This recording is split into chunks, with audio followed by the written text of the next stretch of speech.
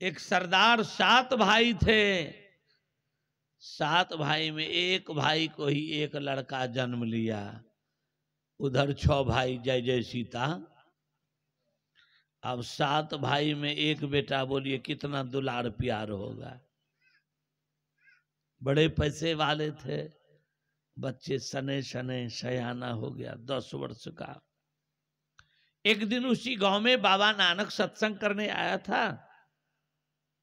ये लड़का चला गया सत्संग में, सामने जाकर बैठा, सत्संग सुना।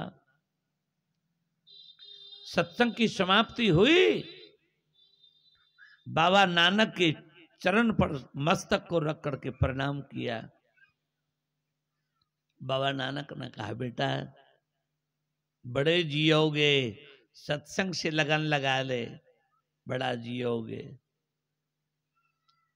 लड़का पूछ लेता, बाबा जी कहाँ रहते हो? बाबा नानक ने कहा, मैं तो अपनी कुटी में रहता हूं। बाबा कितनी दूर पड़ता है? बाबा नानक ने कहा, यहां से 7 माइल पड़ता है। ओह 7 माइल पड़ता है, चलो महाराज मैं जाने का प्रयास करूंगा। अब लड़का समय को याद रखता है। प्रत्येक रविवार जाने लगे बाबा नानक के पास, प्रत्येक रविवार। अब लोगों में, अरे ये बड़े दरबार का लड़का है, ये बाबा जी के पास जाता है। तो लोगों ने कहा कि भाई 7 भाइयों में एक बच्चे हैं, उसे भी बाबा जी के पास भेजते हो। कहीं लड़का बाबा जी हो गया तब तो सब काम चौपटे हो जाएगा। कहीं लड़का बाबा जी हो गया तब क्या करोगे? लड़का का उम्र हो गया था 12 वर्ष। बहुत समझाया कि बाबा जी के पास मत जा, सत्संग में मत जा। लड़का ने कहा, ना हमें तो बाबा जी के पास जाना है, चाहे जैसे जाएं, हमें तो बाबा जी के पास जाना ही है, हमें सत्संग में जाना ही है। ये सारी दुनियादारी छूट जाए तो छूट जाए, लेकिन सत्संग नहीं छूटेगा। हम संगत को नहीं छोड़ सकते, बाबा जी को नहीं छोड़ सकते। अब सभी भाई पड़ गए चिंता में, अब क्या करें? अब 2-4 तो है नहीं, 7 भाई में एक लड़के हैं। लोगों से सलाह लिया कि भाई क्या करें? अरे क्या करोगे? सबसे अच्छी व्यवस्था है, उपाय है कि लड़के को ब्याह दो, घर में पत्नी आ जाएगी। हाँ, पत्नी में इसका मन लग जाएगा, फिर बाबा जी छूट जाएगा, संगत भी छूट जाएगा। चलो, तो कम उम्र में लड़का को ब्याह दिया, पत्नी आ गई। अब पत्नी कहीं जाने नहीं दे उसे। 1 महीना हो गया। एक दिन सुबह सुबह जगता है लड़का, सोच क्रिया आदि जाता है, स्नान कर लेता है, बस झट से शरीर में कपड़ा लगाया और चुप्पे से पिछुत्ती होकर के निकल गया। दौड़ते हुए भागते हुए, कोई पकड़े ना, कोई देखे ना, चला गया बाबा जी के पास। पैर हाथ धोया, बाबा जी के चरणों पर माथा रखकर प्रणाम किया। बाबा जी पूछा, बेटा महीनों बाद आए हो, कोई दिक्कत हो गया क्या? बाबा जी से कोई दिक्कत हो गया क्या? संगत से दिक्कत हो गया? लड़का ने कहा, बाबा जी ना तो आपसे कोई दिक्कत हुआ, ना तो पूरे संगतों से कोई दिक्कत हुआ, तो बेटा गुरुद्वारा क्यों नहीं आते थे? बाबा क्या करें, मेरी पत्नी आ गई, मेरे घर वाले ने मेरे ब्याह कर दिया, पत्नी आ गई, वे कहीं जाने नहीं देती। आज मैं छुप करके किसी तरह छुपते हुए आया हूं। अब पूरे दिन गमा दिया गुरुद्वारा में। लड़का कहा, बाबा माँ नहीं खाई होगी रोटी, पिताजी रोटी नहीं खाए होंगे, आज घर में सब कोई उपवास होगा, इसलिए संध्या के समय हमें चला जाना। चाहिए, मुझे दुआ दे दो। तो बाबा नानक ने कहा, ले मैं एक दवाई दे देता हूं। महाराज मैं दवाई क्या करूंगा? कहा, देख आने में तुम्हें कठिनाई हुई, जाने में भी परेशानी होगी ना, इसे क्या करना, घर जाकर के एक कटोरे पानी में इसको घोल देना, पी लेना, सारी परेशानी समाप्त। सारी परेशानी था उसमें कुछ नहीं, अरे वे तो मिस्री का चूर्ण था, मिस्री का चूर्ण। लड़का आया घर, अब सब पूछने लगे तू गया था सुबह से कहां? लड़का बोलता, कितने को कहूं मैं कहां गया था। लड़का एक बार चीखते हुए बोला, मैं बाबा जी के पास गया था। अब सारे घर वाले ने कहा, अरे तुम्हारे बाबा जी को पत्थर मारे। बाबा जी तुझे क्या देता है, तू बाबा जी के पास चला गया। लड़का ने कहा, वे अंतर ज्योति दिखावे, वे साध संगत बतलावे, जासो जीवन मुक्ति को पावे, फिर लौट के नगर न आवे। आज पूरे दिन पूरे घर वाले सब के सब भूखे हैं, अब क्या करोगे? तो कहा कि चलो अब आ गए ना, अब रोटी खा लो सब। पांव धोया लड़का, धीरे धीरे पलंग पर लेट गया।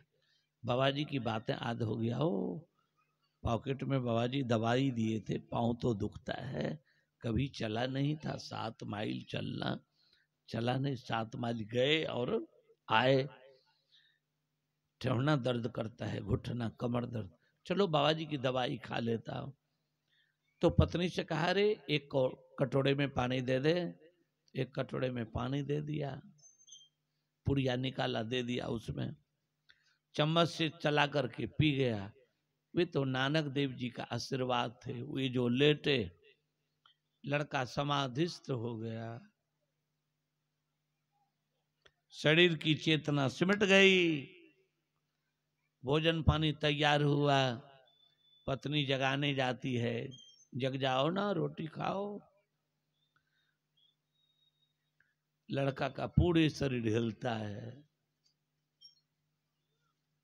पत्नी कहा, ये क्या हो गया?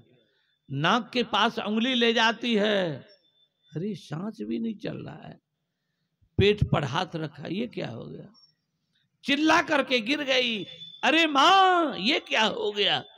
शव दौड़ते हुए आया, कहा देखो ना क्या हो गया। अब पूरे घर वाला चिल्लाता है, रोता है, ये हो क्या गया? ये अकाल पुरुष तूने क्या कर दिया? ये इस घर में एक को भेजा था चिराग जलाने के लिए, लेकिन इसे भी बुला लिया। तो बस्ती उम्र की आ जाती है, सारे बस्ती वाला, आह ऊपर वाले ने अच्छा नहीं किया, चलो ऊपर वाले जैसा किया किया। लोगों ने कहा अब क्या करोगे? अब तुरंत तुरंत जल्दी तैयारी करो, सांस जब रुक जाता है तो अंतिम तैयारी तो जितना जल्दी करो भाई।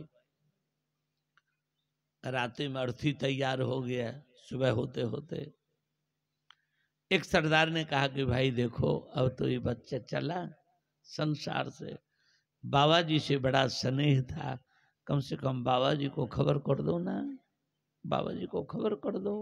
इस दुख के घड़ी में घोड़े पर चढ़ करके गए, नानक देव जी महाराज से कहा, बाबा जी जो लड़का गुरुद्वारा आया करता था, रात्रि में ही उसका शरीर छूट गया। बाबा नानक ठा पार करके रोने लगे, तू आए जग में यूं जावे, तू राम नाम गुण गावे, तू चले अकेला भाई, तेरे संग ना कोई अब जावे। तो अकेला चला गया। बाबा नानक ने कहा चलो मैं जाता। घोड़े से कहने गया था, वो घोड़ा पर बैठ करके चला आया। वे आ गए। बाबा नानक तो बड़े सिद्ध योगी थे, अंतर्ध्यान होकर प्रकट हो गया, कमे समय में आ गया। देखा घर के सारे लोग रोते रोते आंखों में सूजन पड़ गया है, पास पड़ोस के सभी रोते हैं। बाबा जी पहुंचते हैं, अरे बाबा जी आ गया, बाबा जी देखो ये क्या हो गया। बाबा नानक बोलते हैं सब चुप हो जा, सब चुप हो जा, शांत हो जा। क्या करोगे, शांत हो जा सब, मैं विश्वास दिलाता हूं, शांत हो जा, लड़का जी जाएगा। बाबा जी जी जाएगा? कहा हाँ जी जाएगा, मैं आ गया हूं ना, लड़का जी जाएगा। बाबा जी जल्दी जिला दो ना, जल्दी। कहा इतना जल्द नहीं होगा लेकिन जी जाएगा, कुछ करना पड़ेगा। क्या करना पड़ेगा महाराज? कहा हाँ कुछ करना पड़ेगा। बोलो महाराज क्या करना पड़ेगा? कहा देखो एक कटोरे में पानी ला। तो ये कटोरे पानी मांगे तो 50 कटोरे पानी जमा हो गया। कह रहे इतने की आवश्यकता नहीं है, बस केवल एक कटोरे, एक कटोरा पानी लाता है। बाबा नानक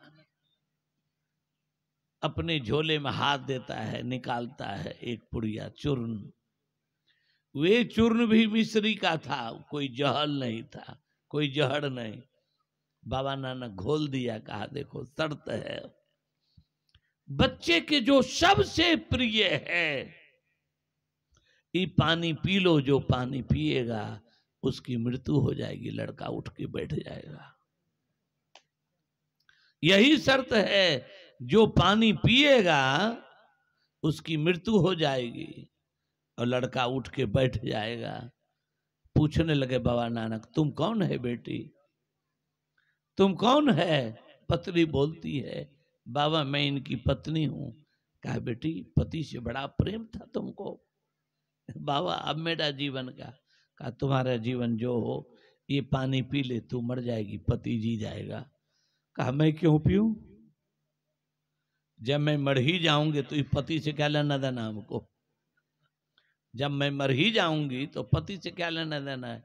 अब मैं जिंदा रहूंगी तो ऐसा पति बहुत हो जाएगा। और तुम नहीं पिएगी, तू कौन है? बाबा जी मैं माँ हूं। अच्छा चलो तू माँ है, अब तो तुम्हारा उम्र भी लग गया है ना, तू पी ले पानी, तेरा बेटा जिंदा हो जाएगा। माँ बोलती है मैं नहीं पी सकती, मैं पानी नहीं पी सकती, मैं तो ना तो मैं पीऊंगी ना मैं अपने पति को पीने दूंगी। ओ केवल बच्चे की माँ है, पिता है, पानी नहीं पीना चाहती, इस पानी को पी लो मर जाओगी तुम लोग, वे जी जाएंगे। ना ना ना ना, जब माँ पिता नहीं पिए तो चाचा चाची पिएगा क्या? कोई नहीं पिया। लोगों ने इशारा किया महाराज इस लड़के की दादी माँ जिंदा है, अब वो डौकड़ी रह करके क्या करेगी, आज ना तो कल उसकी विदाई है बाबा। अरे हम लोग जबरदस्ती भी पिला देंगे उसको, बुढ़िया को जबरदस्ती पिला देंगे, बुढ़िया मर जाएगी, जी जाएगा ना। बुढ़िया जो सुना कि हमको जबरदस्ती पिलाया जाएगा, एक गली दो गली जय जय सीताराम, अब कोई नहीं पिए।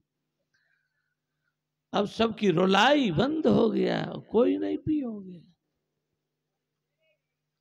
बाबा नानक ने कहा झूठे रोई दिखलावे, सब झूठा रोई दिखलावे, अरे संग कोई नहीं जावे, सब अपने अपने सुख पावे। बस केवल अपना अपना सुख, कोई नहीं। बाबा नानक ने कहा तू लोग तो नहीं पिया, कोई तू लोग कोई नहीं पिया। मेरे यहां तो इस हफ्ते में जाता था गुरुद्वारा, बड़े संगतों से प्रेम था, चलो मैं ही पी लेता हूं पानी। हजारों हाथ ऊपर हो गया, बाबा G P low P low P low, जल्दी पी लो, जल्दी पी लो, जो जल्दी पी लो पानी, हाँ जल्दी पी लो। क्या होगा, आप पानी ही पी लोगे तो मर जाओगे, ना तो आगे नाथ ना पीछे पागा। हाँ गुरुद्वारे खाली हो जाएंगे, दूसरा बाबा जी आ जाएगा, कोई बात नहीं पी लो। बाबा नानक कटोरी उठाते हैं, पानी पी लेता है, लड़के के माथे पर हाथ रखता है, लड़का उठ के बैठ जाता है। बाबा नानक पूछने लगता है, देख लिया तमाशा, तमाशा देख लिया? लड़का नानक देव जी महाराज के पांव पकड़ करके रोता है, रोता है। देखिए, और बाबा नानक की रचना गाता है, देख लीजिए। लड़का बाबा नानक की रचना, उन्हीं की बनाए हुए बानियों को गाने लगता है। जगत में झूठी देखी प्रीत, जगत में झूठी देखी प्रीत।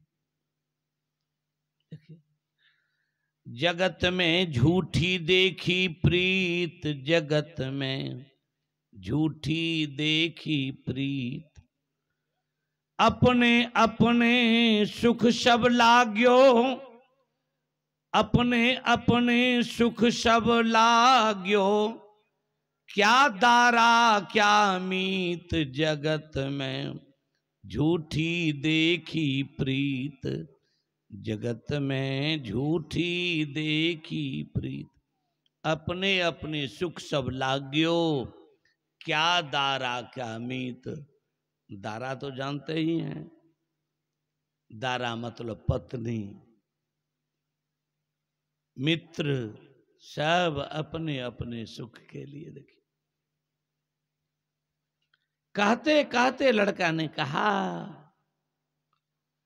नानक भव जल तैर पड़े जो, नानक भव जल तैर पड़े जो, गावे प्रभु की गीत, जगत में झूठी देखी प्रीत, जगत में झूठी देखी प्रीत।